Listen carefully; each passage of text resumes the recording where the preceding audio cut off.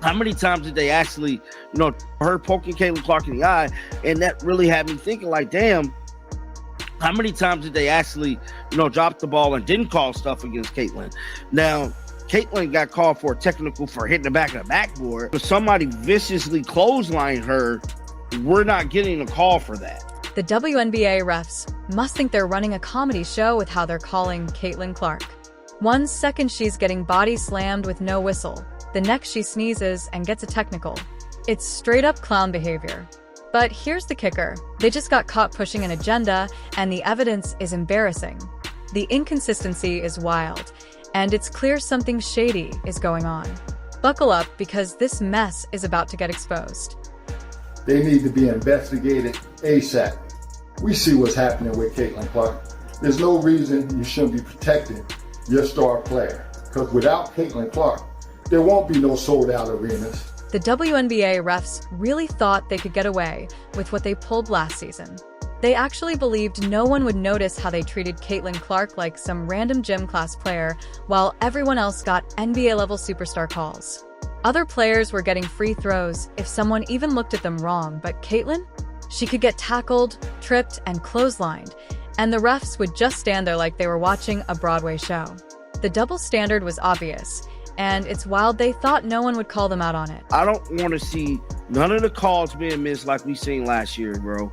These referees have to get it together. Now, we know the Indiana Fever front office did everything they had to do, put the right pieces around Caitlin Clark, make sure they make it far in the playoffs, and possibly get a WNBA championship. Well, that part is done. We got a new team, we got a new coach.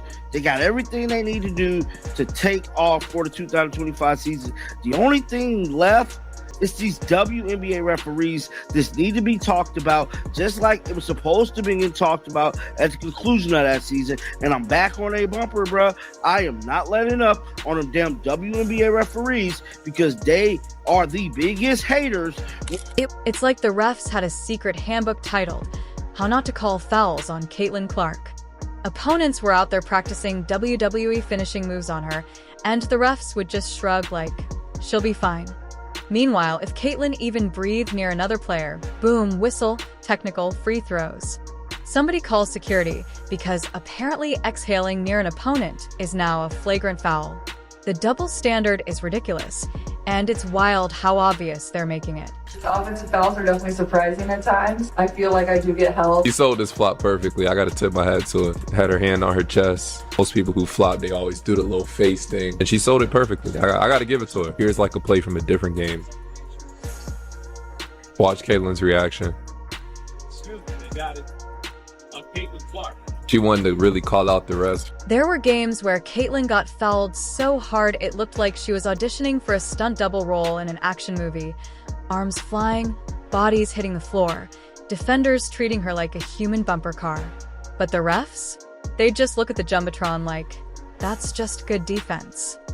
The lack of calls was honestly embarrassing. Not be like it is now, where everybody's watching it because it's must-watch TV. But we are seeing how she's being treated. She's being pushed around, she's being slapped around, sometimes she's being punched around, and the fouls just keep getting harder and harder. Let's talk about consistency, or the complete lack of it. One game, a defender can hip-check Caitlin into another time zone with no call. The next, some random role player gets their shoelace stepped on, and the refs are sprinting and like lifeguards yelling, and one. The double standard was wilder than a rookie trying to guard a veteran in the post. But the best part? The refs never explained anything. They just blow the whistle and move on like nothing happened. To be great as a ref, you have to be consistent. You have to. It can't be inconsistent. It can't be AAU refs. No accountability, no acknowledgement, just pure gaslighting. Caitlin would get hit harder than a quarterback in the pocket, stand up looking for justice, and the refs would already be halfway down the court pretending they didn't hear a thing. At this point, she might as well bring a body cam to games just to have proof.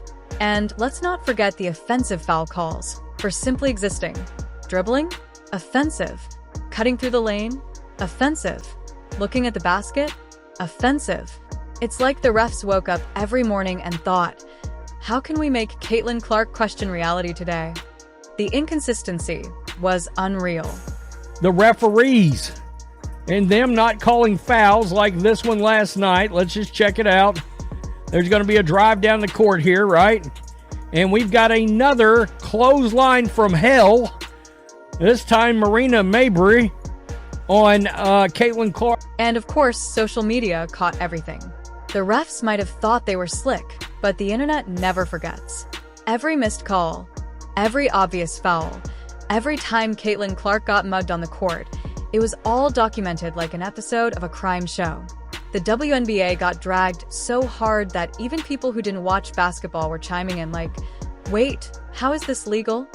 The refs were so bad last season you'd think they were flipping coins at halftime to decide who to punish next. And surprise, surprise, Caitlin Clark ended up on the short end of the stick more times than anyone could count. These refs weren't just bad, they were on a mission. A secret society of whistleblowers determined to make sure Caitlin Clark never had a peaceful night on the court. But now the league is investigating them. And it's about time. Let's be real, half of these refs wouldn't even get hired to officiate a middle school basketball game, yet they were out here making calls like they had a personal vendetta against Clark. The most infamous example? The now legendary eye poke from Dejonai Carrington. Somehow, the refs missed that too because, of course, they did. Definitely been, But you see how the hand starts out like this, and then she goes down and says, I'm poking this bitch in the eye. Basically. Let's see you make a three-pointer with one eye, But again, that comes that goes back to that. If you want to be the greatest, you got to deal with the hate and the haters, and the people that are doing dirty shots and trying to take you out. That's normal. It's what Jordan went through, right? It's what Jordan went through. For sure. She had a black eye. Yes, the eye poke, a moment so absurd it deserves its own Hall of Fame exhibit. Dejonai Carrington practically stuck her whole hand into Caitlin Clark's face like she was digging for the last Pringle in the can. And what did the refs do? Absolutely nothing. No whistle, no review, not even a, hey, maybe don't assault people on live TV.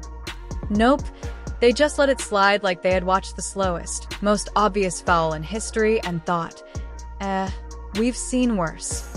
Meanwhile, Caitlin breathes near a defender, and the refs are already blowing their whistles like lifeguards spotting a shark. Illegal screen? Offensive foul. Breathing too hard? Technical. Looking at an opponent the wrong way? Flagrant. They called everything on her, except an actual travel, which is ironic considering half the league treats the rulebook like a bedtime story they stopped reading in 6th grade. And now the league is actually looking into this. You mean to tell me somebody finally realized, hey, maybe our referees shouldn't be out here officiating like they have a personal vendetta against a rookie? Maybe someone in the WNBA office actually sat down, watched the games, and thought, seems a little suspicious. Took them long enough. For example, what really made me start thinking about this was the Dejonai Carrington situation. Yesterday, I did a Dejonai Carrington video kind of breaking down that whole thing, technical on that. They didn't call nothing on that for her poking Caitlin Clark in the eye, and that really had me thinking like, damn, how many times did they actually... The crazy part? Some of these refs might not be back next season, and honestly, that's the best news Caitlin Clark has gotten since signing her first endorsement deal. If these refs get replaced, maybe, just maybe, she'll finally get a fair game where she isn't treated like she committed a crime just for existing on the court. But let's not get too excited. Knowing the WNBA, they'll probably just replace them with new refs who still hate Caitlin, just with different names. Maybe they'll even bring in refs from other sports. Imagine a soccer ref showing up and giving Caitlin a red card for flopping when she gets actually tackled in the paint.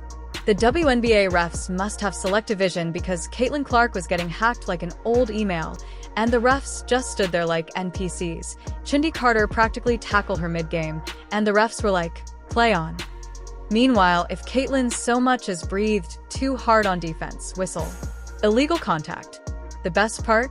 The flagrant on Carter didn't even get called during the game. Nope.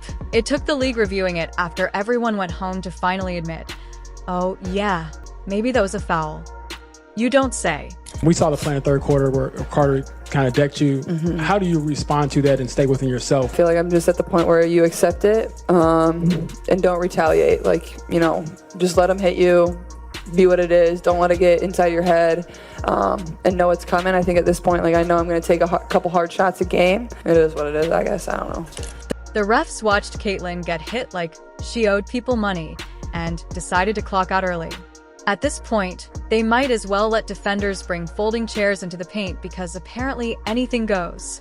What's next? A ref handing out Gatorade to defenders mid-play. Caitlyn could get shoved into the third row, and the refs would probably call her for delay of game. It's honestly impressive how bad they are at their job. Maybe they're watching a different game. Maybe they're still buffering. Either way, Caitlyn's out here playing basketball while the refs are playing How Blind Can We Be? And somehow they keep winning. When are the refs going to do their job? As a matter of fact, when is the WNBA going to do their job? Because there should be some suspensions, check. There should be some fines, check. And you should be setting an example for your star player. Because God forbid this young lady gets hurt. This season is about to get real ugly for anyone thinking they can body Caitlyn Clark like last year. Why? Because the WNBA finally has a police officer on the court, and her name is Sophie Cunningham. You thought you could cheap shot Clark and walk away whistling? Not on Sophie's watch. She's the self-appointed security guard, enforcer, and personal bodyguard all rolled into one. If you even look at Caitlyn wrong, Sophie's already got you in a headlock, whispering sweet nothings about how she's got 50 hard fouls ready to go. And then there's Caitlyn Clark herself, who clearly hit the gym like she's training for the WWE. Whatever off-season workout she did, it wasn't just about improving her jump shot. It was about making sure she didn't get tossed around like a ragdoll this season. This year, Caitlyn's coming back stronger, and with Sophie in her corner, good luck trying her. All right, guys, we're starting a little TikTok weight room vlog. I'm gonna show you what we do. Get the butt down. Good. Okay, speed. Okay, speed. She's not just taking hits anymore. She's delivering them. Try to bump her now, and suddenly you're the one hitting the floor. The scouting reports used to say, attack her defense. Now they're saying, maybe let's rethink that. But let's not forget the real villains of the WNBA, the refs. These guys have been moving like they're getting direct deposits from Caitlyn's opponents. Last season, they were handing out missed calls like free samples at Costco, and this year's no different. If you breathe in Caitlyn's direction, it's a no call. But the second she blinks too aggressively, offensive foul. It's almost impressive how consistently bad they are. They'd probably miss a foul even if a player pulled out a steel chair mid-game. Honestly, at this point, Caitlyn deserves hazard pay just for stepping on the court. WNBA refs are not consistent. A hit to the arm on one play is a foul, and a hit to the arm on another play is not a foul. The inconsistency is really bad for this league, especially with all these players you got coming in. You got Caitlyn leading it, right? You'd think after all the drama from last year, the league would have brought in some competent officials. But no, we're back with the same crew who somehow make every single game look like a crime scene. And Sophie Cunningham is done with it. She's not even arguing calls anymore. She's just taking matters into her own hands. If the refs won't do their job, Sophie's going to do it for them. You elbow Caitlyn? Sophie's coming off the top rope. You hit her with a cheap screen? Congrats. You just got selected for a surprise wrestling match. And the best part? Caitlyn's loving every second of it. She's not shying away from contact anymore. She's initiating it. That little bump from a defender that used to throw her off? Now she's standing there like a brick wall, barely moving while the other player stumbles like they just got hit by a bus. Caitlyn's been waiting all year to hand out some payback, and she's not doing it politely. There's no more playing nice. If the refs aren't going to call it, she's just going to handle business herself. And now the WNBA has a real problem, a duo that's ready for war. Caitlyn Clark, who's been lifting weights like she's training for the NFL Combine, and Sophie Cunningham, who's just looking for a reason to throw hands.